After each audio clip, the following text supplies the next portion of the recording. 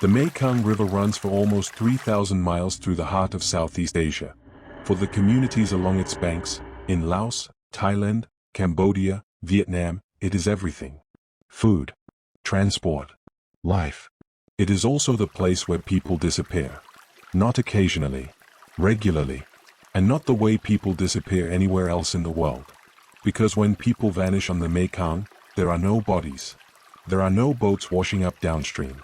There are no traces at all. Just people. Gone. Today we are going into one specific stretch of the Mekong, in a region that the local people call the River of No Return. And I am going to tell you about 5 fishermen who went out one morning in 2009 and were never seen again. Not a trace. Not a boat fragment. Not a single piece of clothing. And then I am going to tell you what the investigation found. And why the investigators themselves said they wished they had never looked. Before I tell you what happened, I want you to know who these men were. Chantavizuk Falmouth was 34. He had been fishing this stretch of the Mekong with his father since he was old enough to hold a net. He had 2 daughters. He knew every current, every rock, every sandbar in his stretch of the river. His 4 companions, all from the same village in Cam Ranh province, Laos, were the same. Experienced. Cautious. People who respected the river the way you only respect something that has the power to kill you. They left before dawn on an October morning. This is normal. This is when the fish are active. This is what these men did 3-4 times a week. They had 2 boats. Good equipment. Enough food for the day. They told their families they would be back before dark. They were not back before dark. By midnight, the families had gone to the river. By the next morning, the village had organized a search.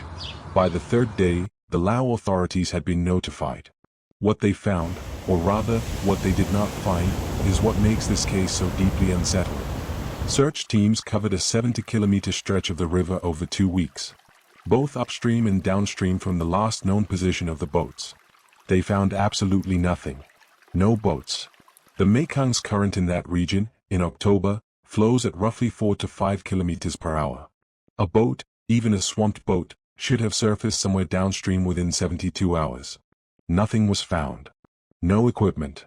The fishing nets, the anchor weights, the fuel containers, all the physical equipment these men carried, nothing. Not one piece recovered in 70 kilometers. No bodies.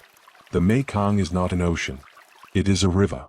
Bodies in rivers follow current patterns that hydrologists can predict with considerable accuracy. No bodies were recovered. Ever.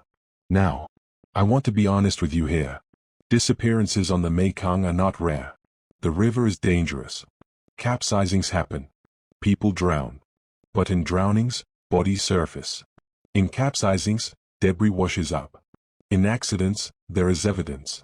What makes Chantavizuk's case, and the 17 other documented cases of complete disappearance in this specific 40-kilometer stretch between 1998 and 2011, different, is the complete and total absence of any physical evidence whatsoever.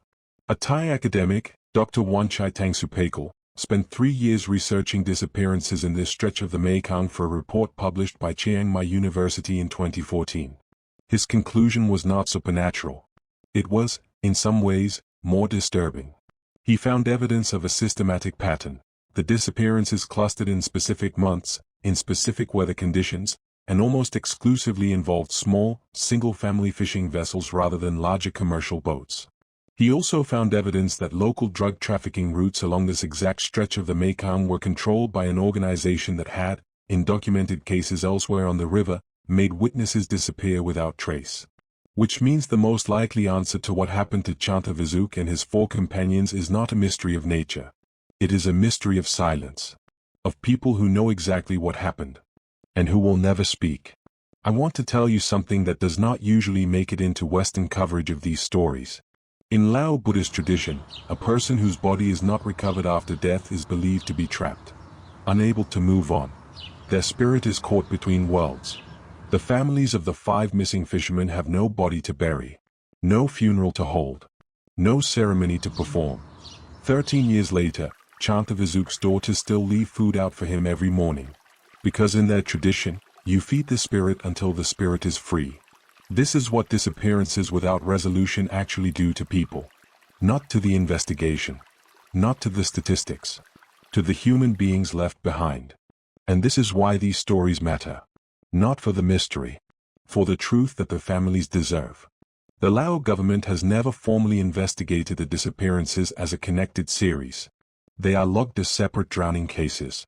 The Thai government acknowledged Dr. Tang Supaikal's report and then did nothing with it. The stretch of river where these men vanished is still in use. Families still fish it, because they have no choice. Because the river is their life, even though it has taken their people. The Mekong River disappearances are one of those stories that will never be fully solved. Not because we cannot find the answers, but because the people who have the answers have every reason to keep them buried. Chantavizuk Falmouth has been gone for 15 years. His daughters are grown. And they still leave food out in the morning.